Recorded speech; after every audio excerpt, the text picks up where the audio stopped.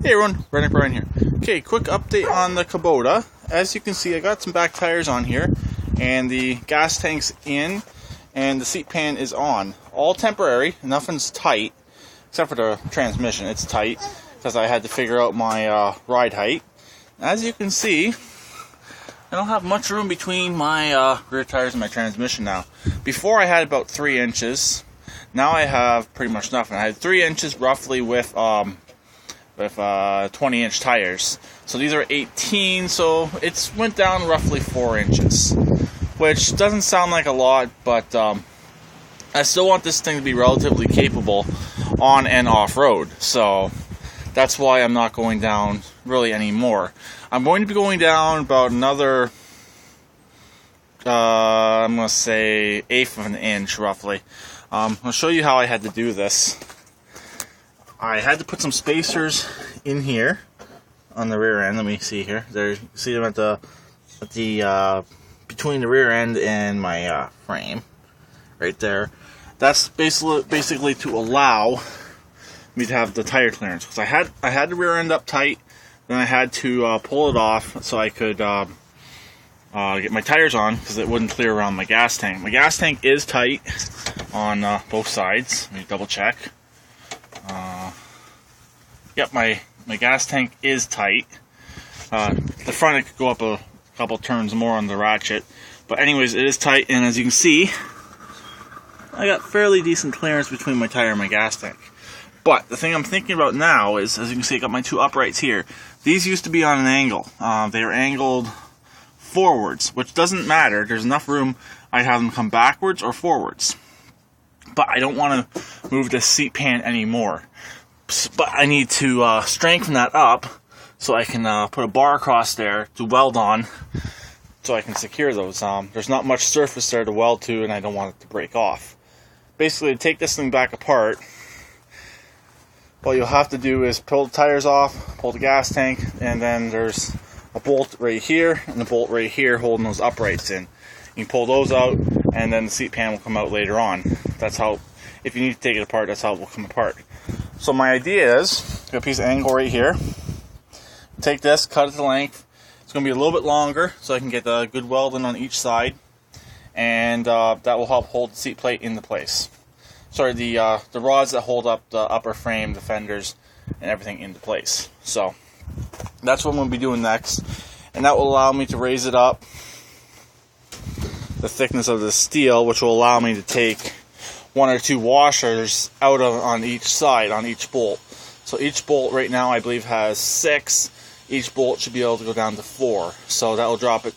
That will braze the rear end up just a little bit. It's not going to be much, but every little bit that it can come up does help. And I don't want it rate tight, because right now, if I take out 2 washers, it rubs on the gas tank. The tires are wobbly. That's just the way they are, and it rubs on one side every rotation. So obviously I don't want the tires rubbing on the gas tank. I could go with smaller tires on the rear, but I don't want to buy any tires right now. These tires are pretty good. These came off the Murray. No cracks that I found. They're already tubed, both of them. And the front ones I had for the Murray were also tubed, but I've already sold them, so not a big deal. And I got some pretty decent clearance between my tires and my fenders. It's just my gas tank. I wish my gas tank was up a bit higher. I can't really do much about it without modifying the gas tank, which I could do. It's not an issue doing it. It's not a huge deal doing it. Just got to make sure it's completely sealed. I wish I could cut the gas tank right here and refill in that section, epoxy it, and then get some gas tank sealant. But that's a lot of extra work, and I don't really want to do all that extra work it would take to reseal this gas tank.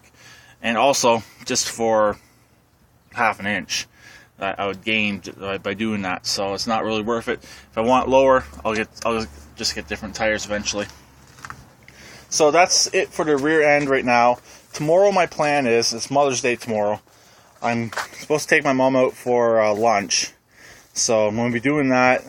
My other plans for tomorrow is to pull out the generator and the welder. The welder's coming out later on today, so I can get the rear rods tacked in with the piece angle right here, and also I want to do the 2 front tranny supports. Sorry about that. Bit of indigestion. McDonald's coffee.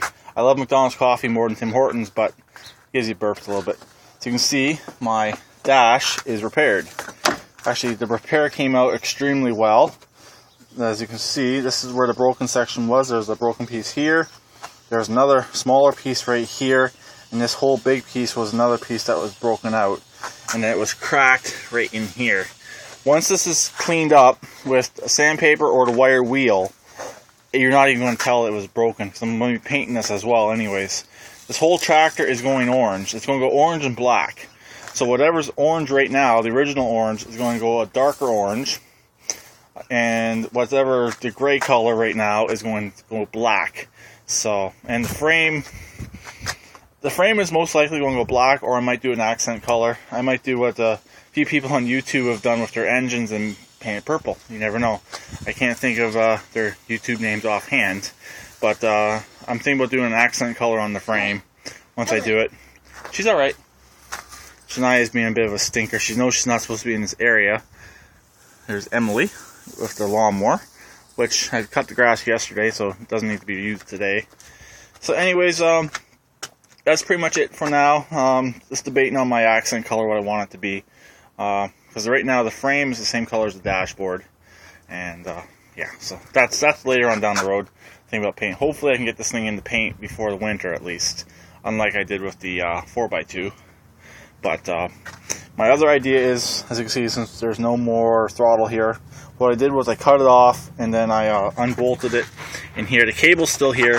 That's easy to take out, and I still have to remove the mower engagement, which I cut it, and then just a couple bolts, and I may end up taking that battery over there eventually too. Yeah, this thing still has the battery in it. So my idea is to flatten this right out. Right now it has a bump right here. Basically that's part of the dash design up to the throttle. I might smooth it right out, and then it'll just look a lot better.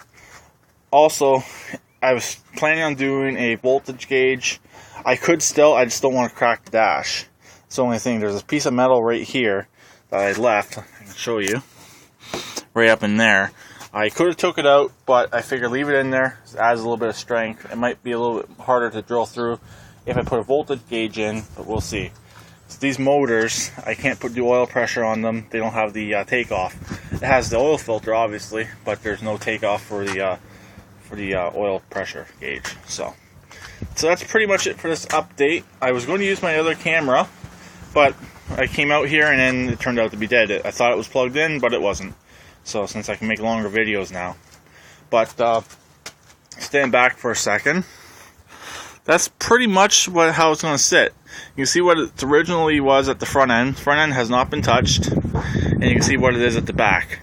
It'd be nice to just swap out the front tires to take care of the front. I might actually look into that, then I won't have to touch any of the front end. That's actually something I should look into. And it would actually change my ride height. So I saw these tires at Princess Auto, but I was going to buy them, but I was worried about the shaft size. They were actually keyed, so we'll see. And I imagine I can find ones for the front. Probably Princess Auto again. Canadian Tire might have something, but I don't want to pull a plug. Have my tire break and have my steering wheel go into my antler. So I guess that's pretty much it. So I'll talk to you later. Please keep it redneck like always, and please subscribe and comment. And remember, don't get your steering wheel caught in your antler.